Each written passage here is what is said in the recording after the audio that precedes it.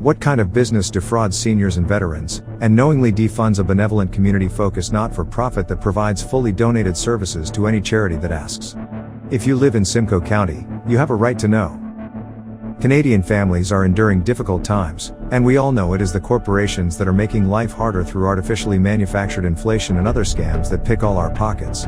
That is why we are producing an investigative documentary about mortgage fraud in Canada, with one story based in Simcoe County.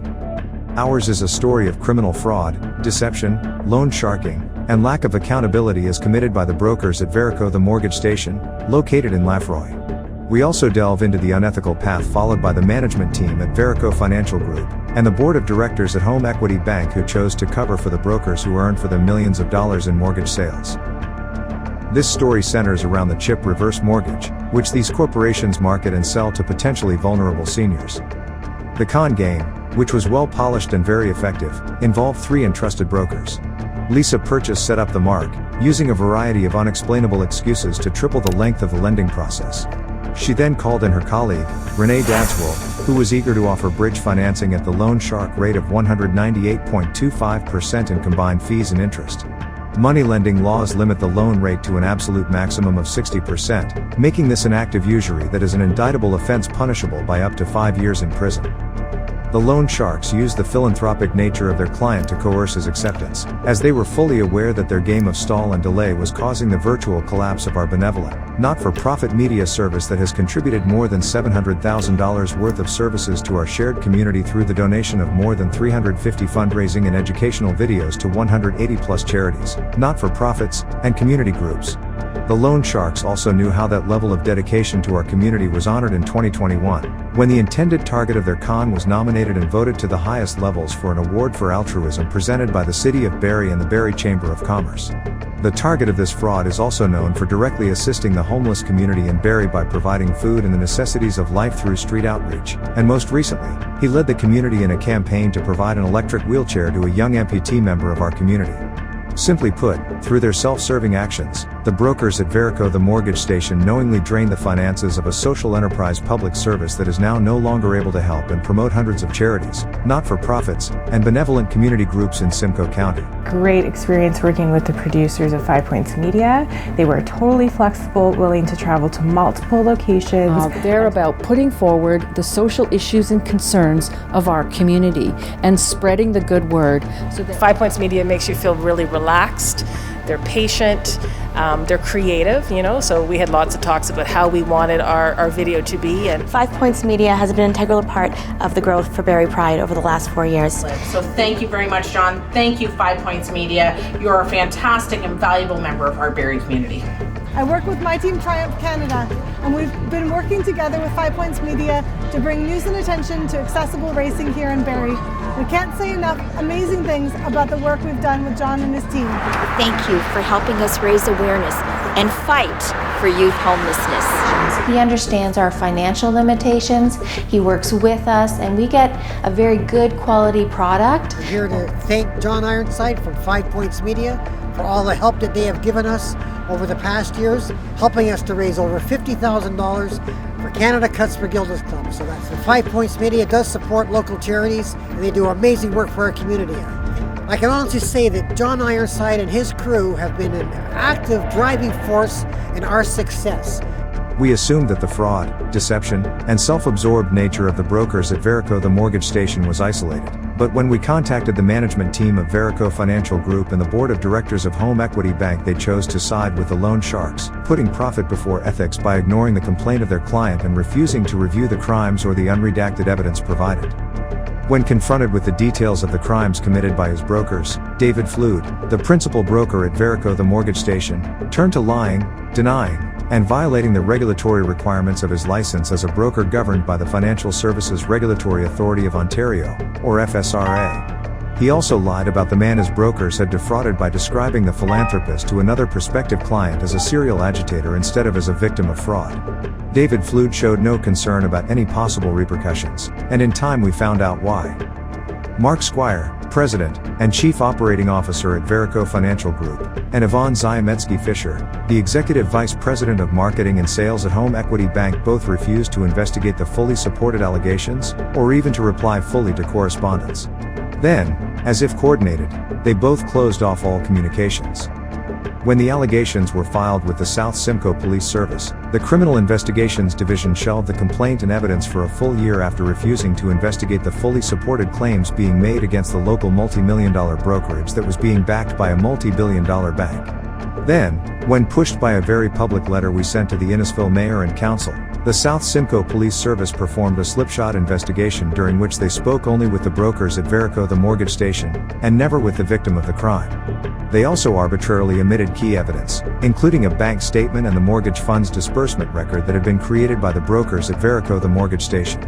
When compared, those documents confirmed conclusively that Renee Dadswell had charged 198.25% in interest and fees, which warranted the indictable offense of usury, which brings with it a prison sentence of up to 5 years.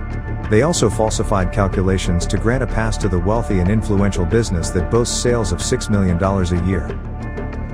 Finally, we turn to the Financial Services Regulatory Authority of Ontario, FSRA, the government-assigned financial watchdog for citizens in Ontario. At first, they were open to scheduling an interview for our exposé documentary. However, after we made their offer a matter of public record, they suddenly turned tail and ran from the prospect of our exposing the crimes and abuses of public trust undertaken by the brokers at Verico the mortgage station, and the management team of Verico Financial Group and the board of directors of Home Equity Bank, for which they are responsible to investigate. Although the brokers at Verico the mortgage station represent only one small brokerage, the management team at Verico Financial Group represents 3,800 brokers across Canada, and the Home Equity Bank is a Schedule I chartered bank. That means they both have legal and political clout with regards to the agency that ultimately must account for its actions with the big business-friendly Conservative Party, which changed the provincial motto from yours to discover to open for business. It has never been any kind of secret that under Premier Doug Ford, the Government of Ontario has supported any developer or big business that can line the pockets of the party, or potentially individual members of the majority party of the provincial parliament. Regardless of their friends in low places, and despite them having that level of combined wealth and influence, no identifiable person representing the brokers at Verico the mortgage station or their allies at Verico Financial Group and Home Equity Bank has denied any of our very public allegations, and they have refused to file a claim for civil damages or to seek injunctive relief to prevent us from publishing fully supported allegations that they claim is libel because they don't want to face the truth.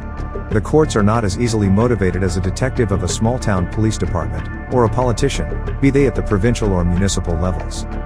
We have not been served by any lawyer with a demand to cease and desist publishing the facts of this story under threat of civil action, because there is no burden of liability for telling the truth. The South Simcoe Police Service and Simcoe County Council have similarly chosen to just ignore our allegations rather than face our evidence in a court of law. Neither has so much as written an angry email denouncing our claims as false. If that is not sufficient to make you wonder why the brokers at Verico the mortgage station are taking no action, consider that all they will need to lose are 250 potential clients this year before they forfeit about $1 million in income. Our reports and especially our videos are reaching tens and in some cases hundreds of thousands of people, mostly when posted and boosted on social media. So, why, if our claims are not factual and we don't have the evidence, would these multi-million and multi-billion-dollar corporations not now be scraping our remains from beneath the judge's gavel?